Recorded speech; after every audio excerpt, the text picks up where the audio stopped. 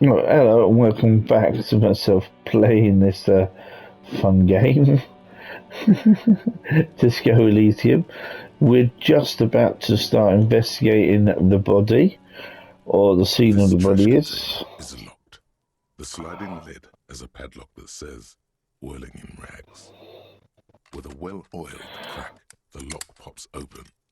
It should now be possible to simply raise the lid. Don't. Maybe you shouldn't. What's this? Just a feeling. A warning from some part of you. Maybe No, another we time. need to investigate now. Just like that, he opens the The lid. smell of rotten food rises to greet you. You see soggy cartons, dirty rags, and organic waste. We're just in time. This hasn't been emptied for over a week. Look under the boxes of You carton. see milk and egg rest with one broken egg in it. Some pasta wrapper. Picking up the soggy packages somehow feels familiar. You've done this before. The movements are recorded in your elbows, the methodology in your fingers. You're used to this. Used to what? Dumpster diving? No, searching for evidence in the trash. Dive further. A box falls into pieces in your hands.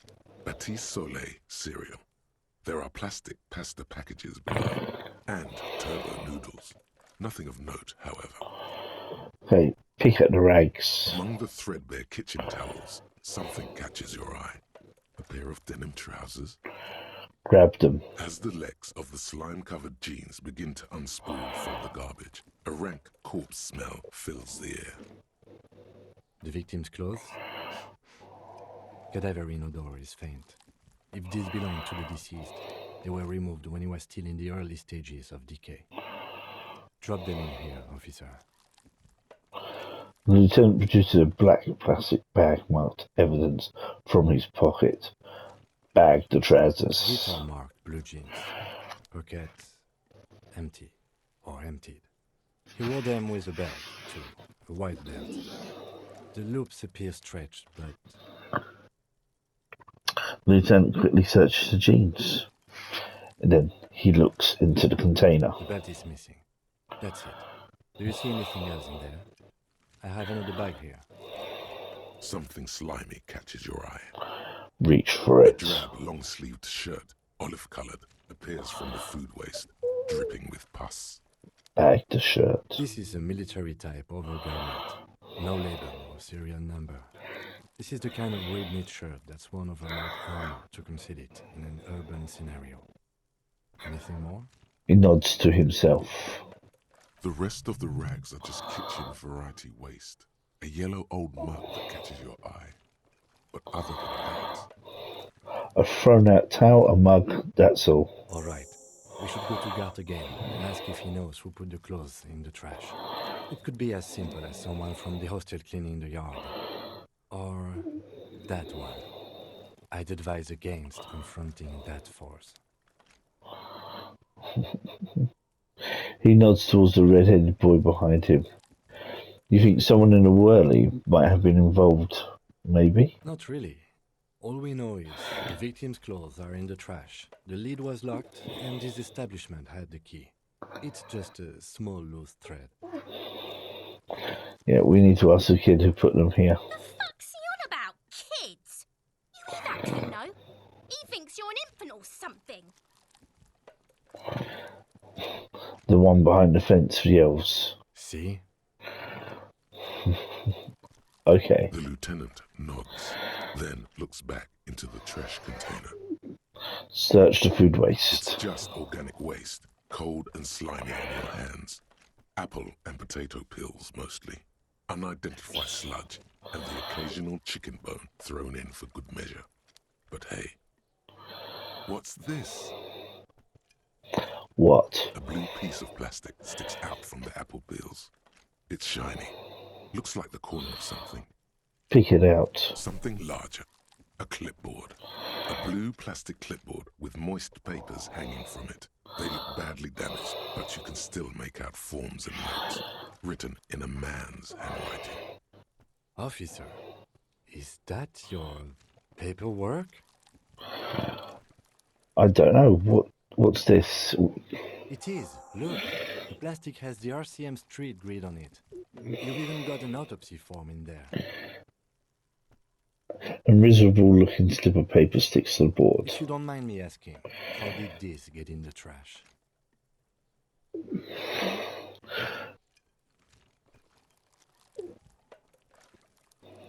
Just reading them.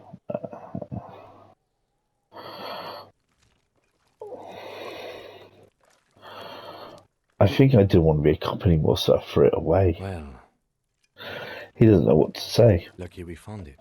You should take stock of what remains, just to be sure some has not made it into the hands of the RCM's adversaries. Organized crime and the like. There might have been police secrets in your notes. Okay, I'll do that. It would also not hurt to start taking notes on the case. Now, tell me what your eagle eyes see. Or are we finished? He peers into the trash with the soggy cartons and rags stink uninvitedly. Some items, such as the ledger you found, are interactable. Go to your inventory and select the Interact tab to read your paperwork. Okay, the mug. I'm getting that mug too. You pick out a broken mug with an oddly racist depiction of the yellow man frolicking in saffron, An antique? only in its social sensibility. Take the mug. The lieutenant briefly glances at the mug and returns the side of the trash. You've acquired an interactable item. Investigate this item further by going to the Interact tab in your inventory. Close the lid. The container sounds a muffled gong. That's one thing off the list. I think we got it all. The lieutenant sounds relieved. Okay. So let's go here first just to clear that, and let's now look for area two. Okay, so let's go to the ledger first. Interact. It's the ledger you found in the trash. A pitiful cabbage of white and yellow papers hanging from plastic board, barely held together by a metal clip. This sad display is made complete by the faint smell of a urinal cleaner. Anything else? There's a piece of toilet paper, or is it cleaning tissue? No, it's toilet paper, desperately sticking to the back of the blue plastic clipboard. It's a metaphor for you. Thank you, waterlogged ledger, for spelling it out for us. Inspect the toilet paper. It's just toilet paper sticking to the back of the plastic clipboard. You can take it off if you want.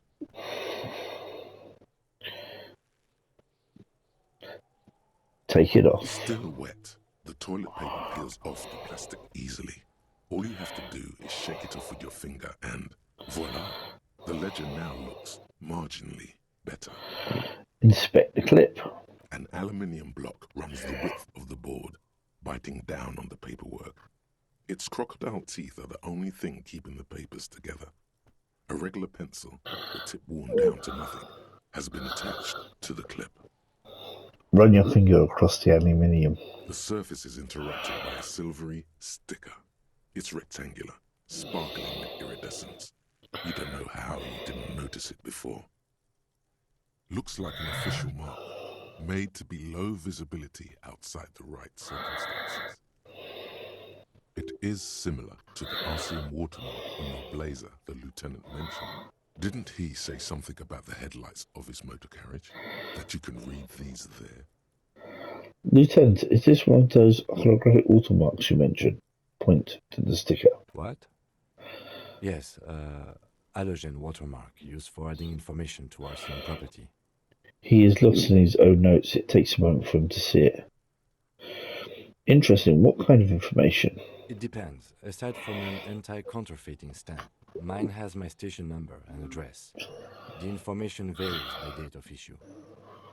Maybe yours will have how many cases you've solved.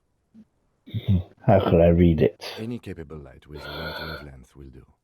You mentioned the headlights of your kinema?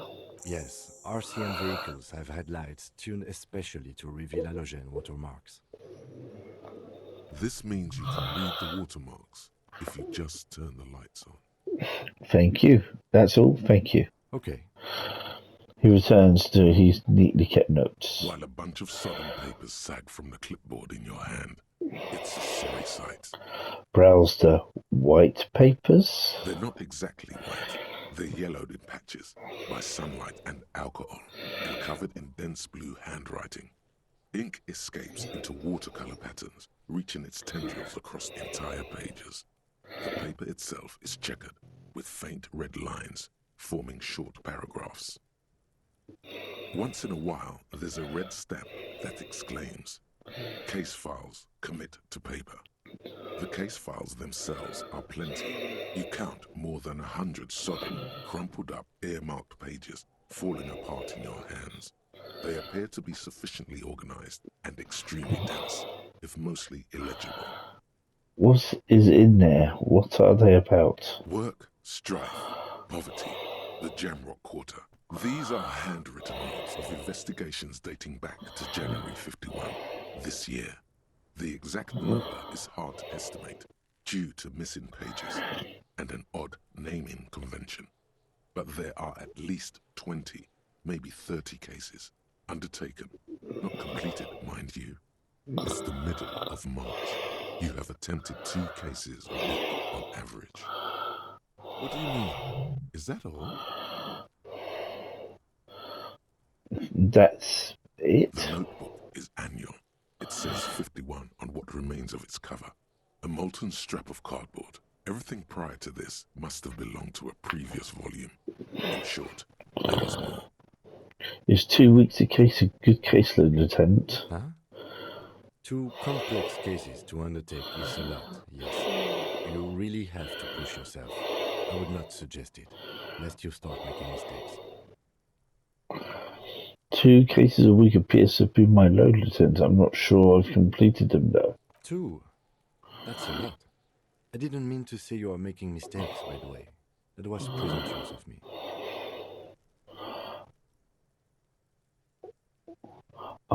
I'm sure I've made plenty of mistakes.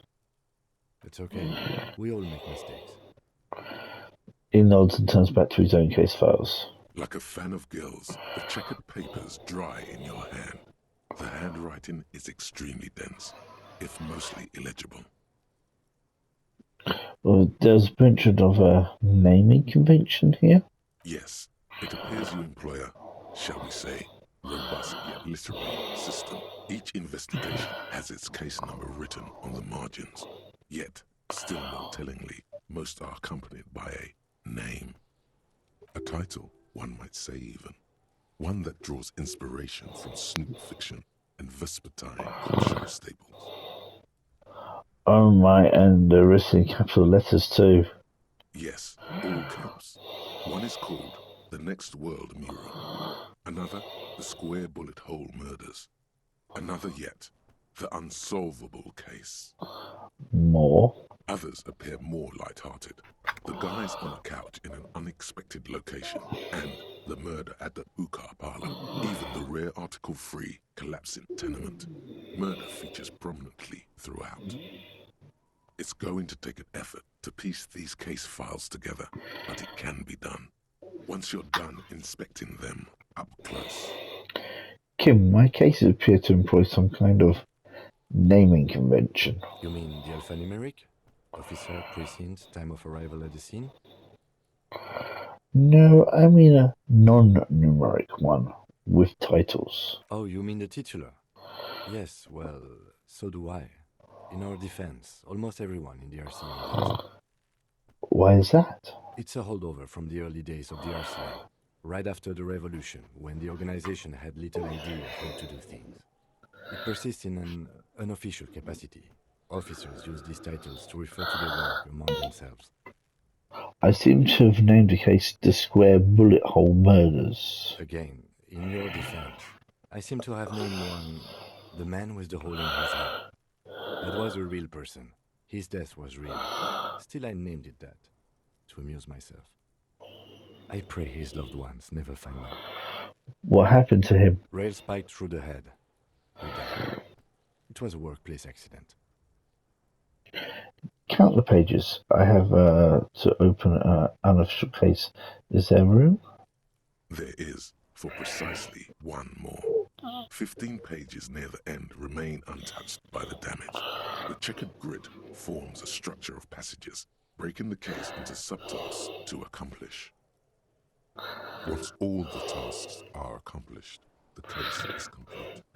Commit to paper using pen Lena gave you. The tasks you've completed flow out of the kind green ape pen in a brash freehand similar to the rest of the letters. The wording comes easily.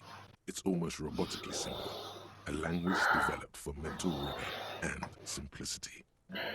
Inspect the victim's body. Interview the cafeteria manager. It's not exactly poetry, but poetry would be out of place. What's out the ones you've already finished? A satisfying slash sounds across the paper. You're done, it seems to say. And you, and you. You're a swashbuckler with that pen, Harry, and it feels good. Feels like completion. Things to be done and things already done. The composition of reality. This is an extremely useful tool for a detective of the Citizens Militia. Now all that remains is to name the case. Lieutenant, have you by any chance named our case? No, actually. Any ideas?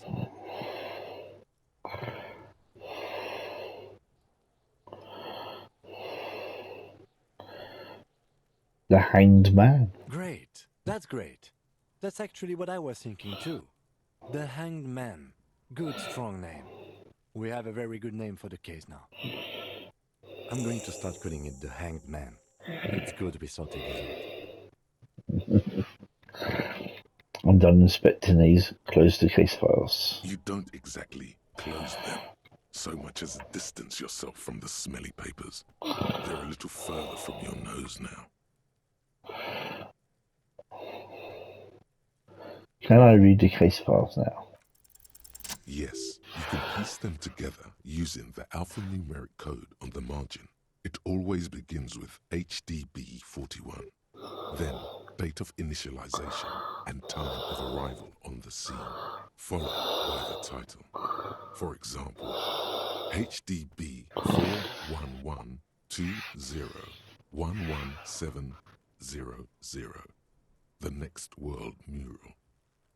Wait, HDB41, weren't those officer precincts? Why, yes, your precinct number is 41. And HDB? Every last alphanumeric in the files begins with it. And these are your case files. It's safe to say HDB are your initials. What's Debbie Burthings? Harold Durambities? Those aren't my initials. I'm not feeling them. Feeling isn't really the jurisdiction we're in right now. How long does it take to read a case? It takes about half an hour to piece one together, using the system you've devised. Where do you want to start?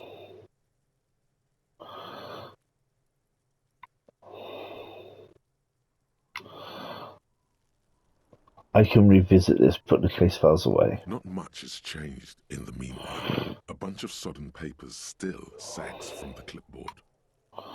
Browse the yellow papers. In the back, you see thin, translucent copy paper. Some neon yellow, some bright red, all covered in boxes, like marching armies. These look like official forms, waiting to be filled out. Then rip them from the binder and hand them out, according to type of form. What types of form are they? 3.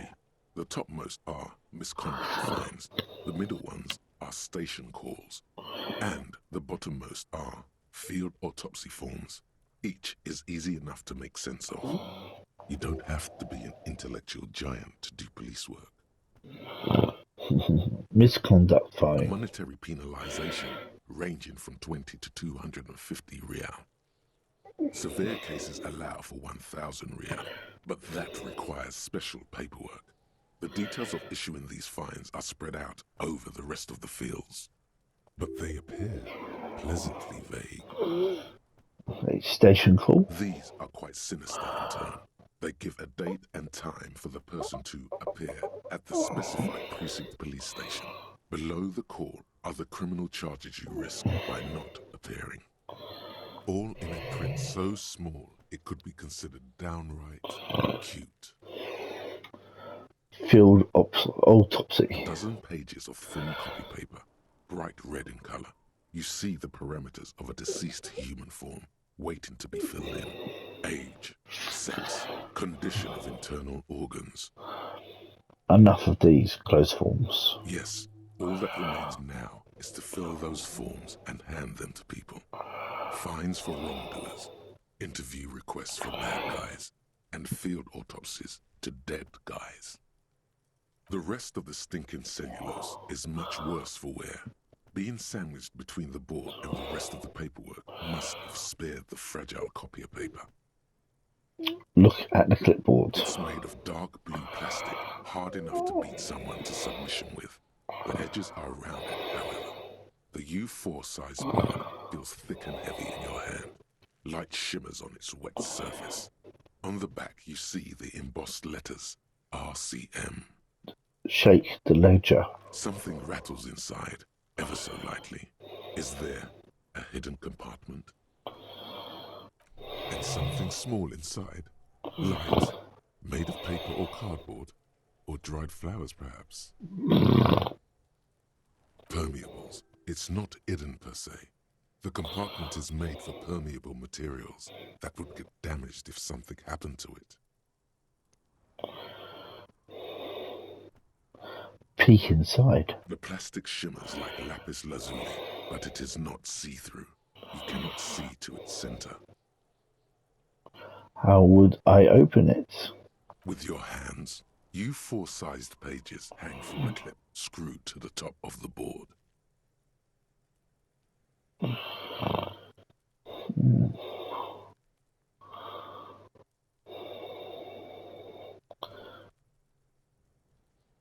Let's try that.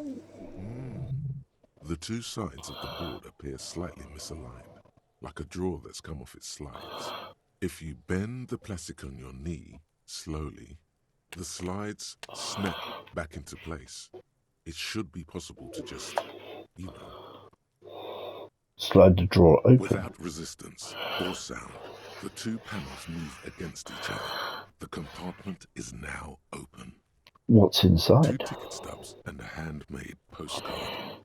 Pick up the ticket stubs. 2 octopuses are smiling, reaching their tentacles toward each other in the colored pencil drawings.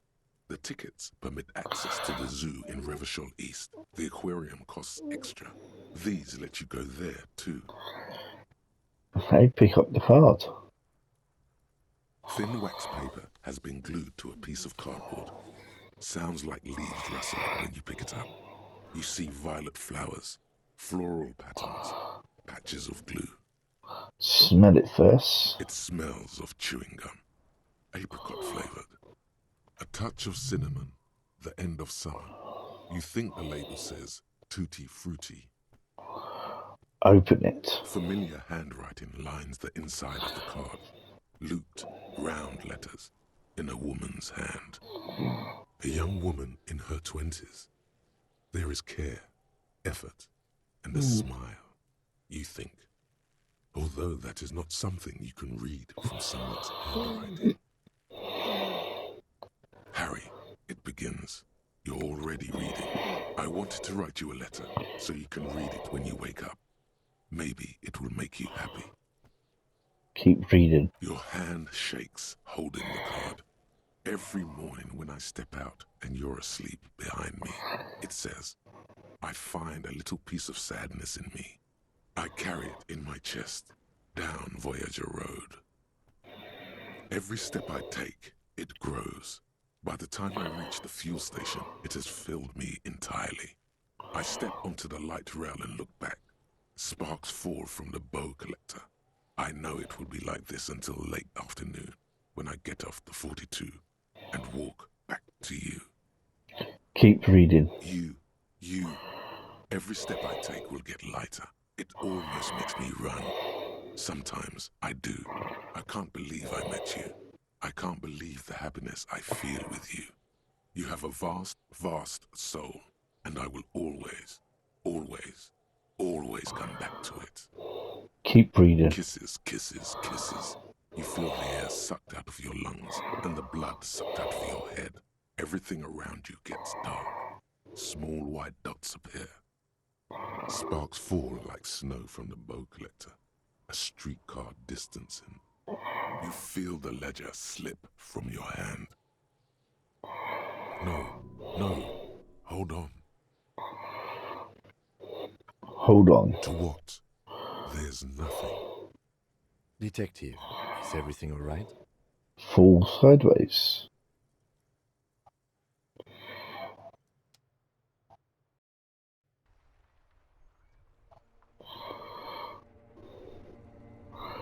Did I die?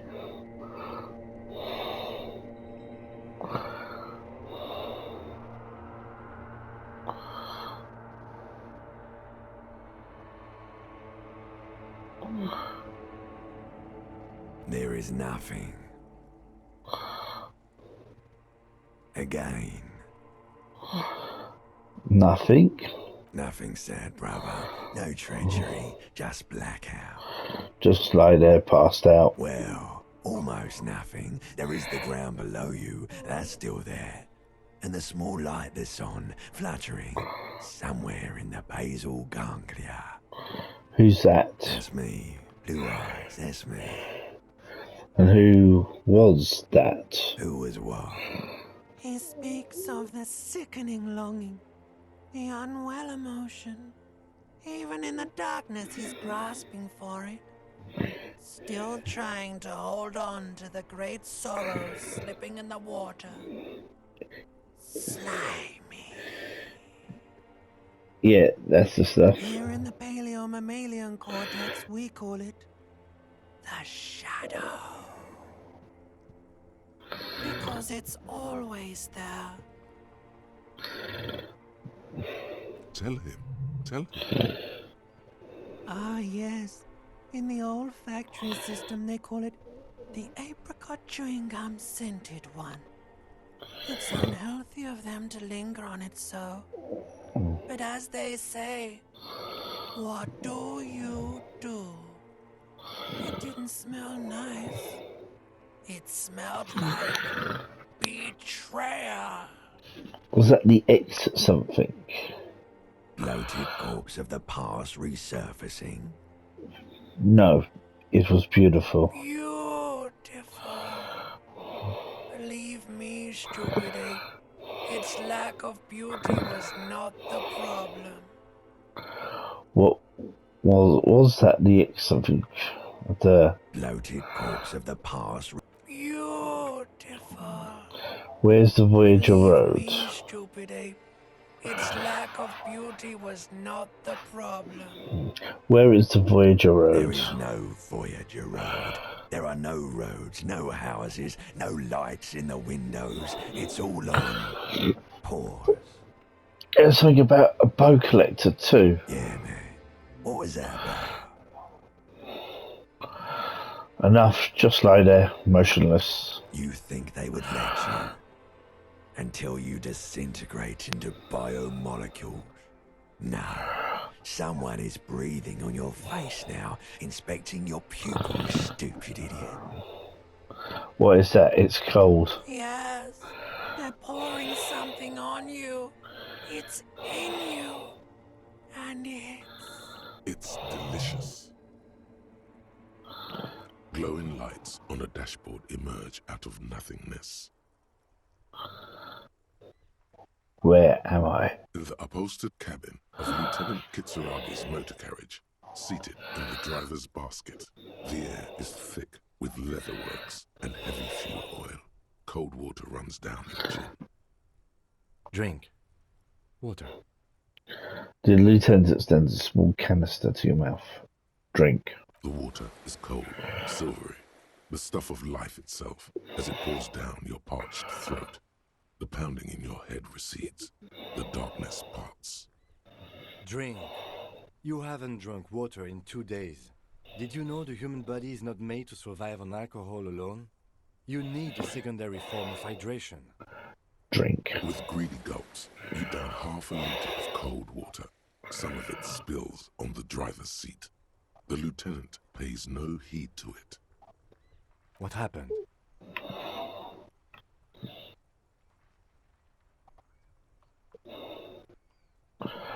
I came in contact with the burnt-out ruins of the past, Lieutenant.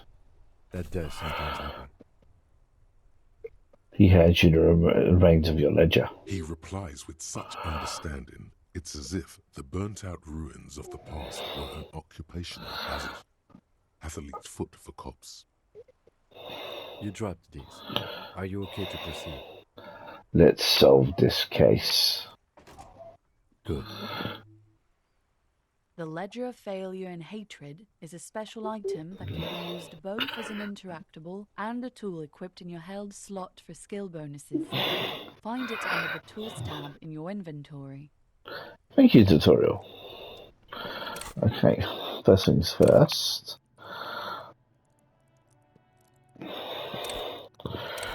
Oh god, we got nothing in that. I think we'll go with some suggestion. It'd be nice to let you have a little boost in that.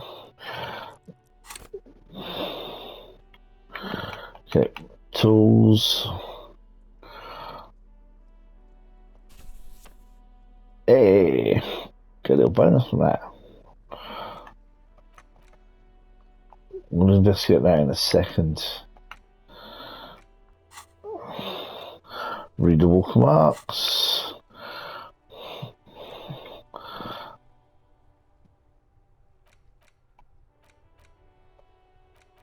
All of these are we're nearly through that one. Let's work out where we came from.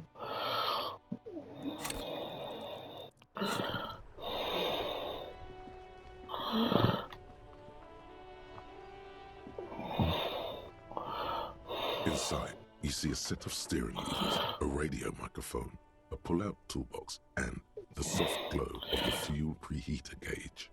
Kim, how do I turn on the headlights? All right. Ready? I turn, you press start. It's next to the preheater. Press engine The start. dashboard lights up with orange glow.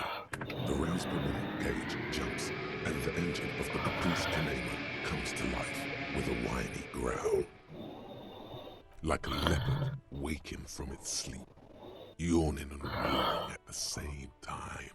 Press the button labelled The lights headlights. unfold with a little click, casting electrical light onto the ground before the vehicle.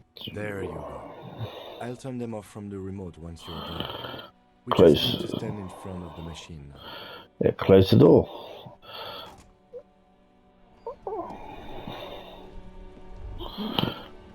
As you hold your ledger's clip under the headlamp, an iridescent hologram appears.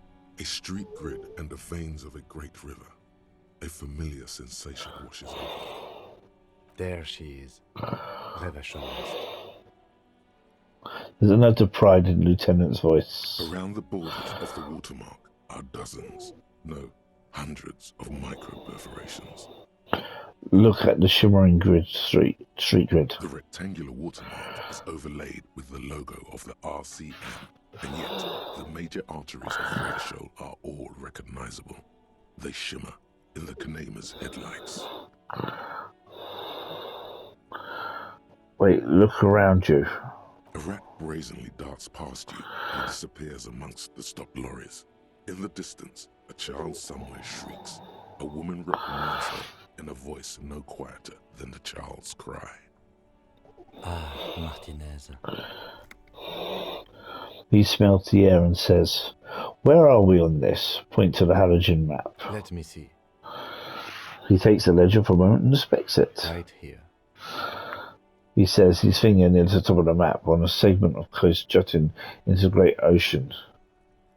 Seems nice. No, it does not. The lieutenant says without optimism.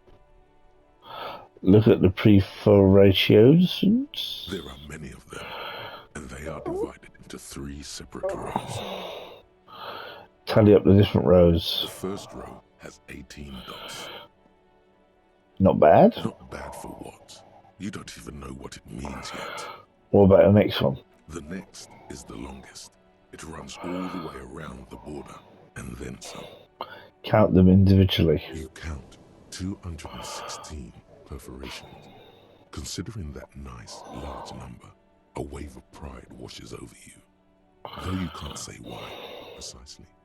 What about the last row? The last row has 3 perforations. 3? That's it? That's it. Hey Kim, what do all these holes mean? Point to the dots on the watermark. Those are perforations. They represent your record as an officer of the RCM. They are your statistics, as it were.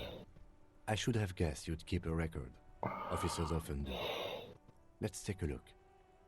Alpha male officers who are proud of their numbers often do. It's meant. The first row represents your years of service. 18 years. Okay, not bad at all. What did you do before you volunteered?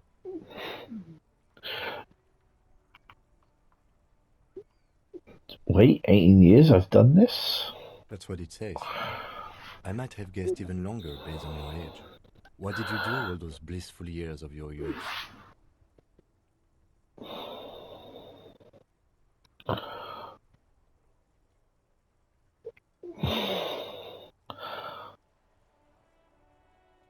Do you really think I have any Fair idea? point. Let's move on, shall we?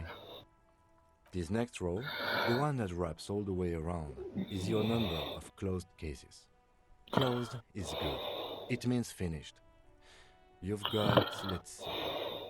Wow, more than 200.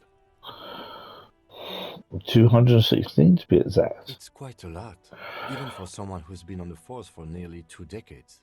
Usually, clearing more than 10 cases a year puts you in the 90th percentile of all RCM officers.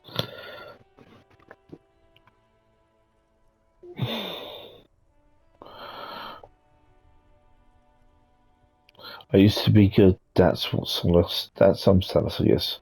What's the last number? Right. Those are your confirmed kills. You've got precisely 3 perforations there.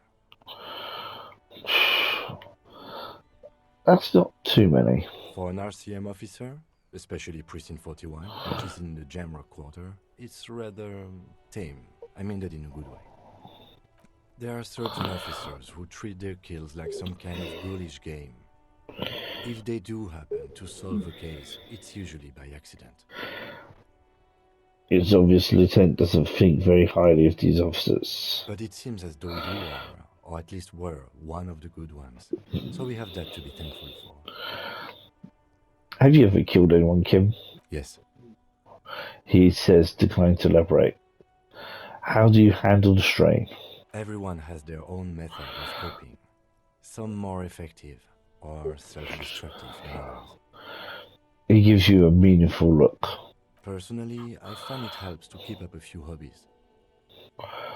Like what? Oh, this and that. Let's not get into it now. Maybe I should find a hobby. Why not gardening? You've already got the gloves. He points to the area gardening gloves. Maybe I should pour one out for the boys to Fallen. If you want to pour out the booze you've been carrying around on duty, I'm certainly not going to stop you.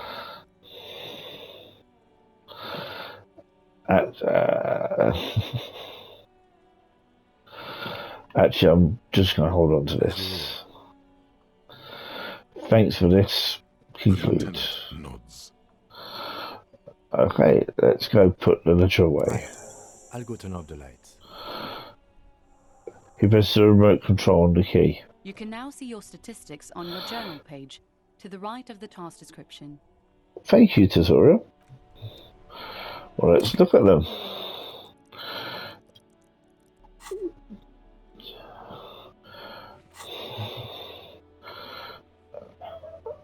Okay, there we go. And my statistics. Name unknown still. Yeah.